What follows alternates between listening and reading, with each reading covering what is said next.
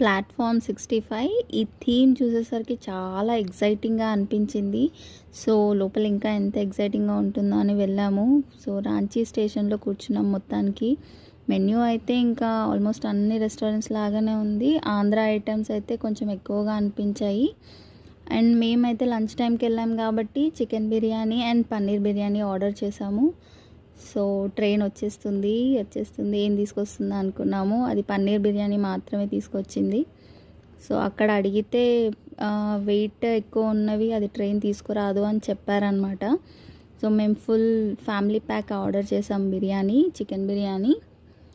చూస్తే ఎగ్జైటింగ్గా అనిపించింది. పన్నీర్ బిర్యానీ అయితే ఓకే, 80 ఇవ్వచ్చు 100కి.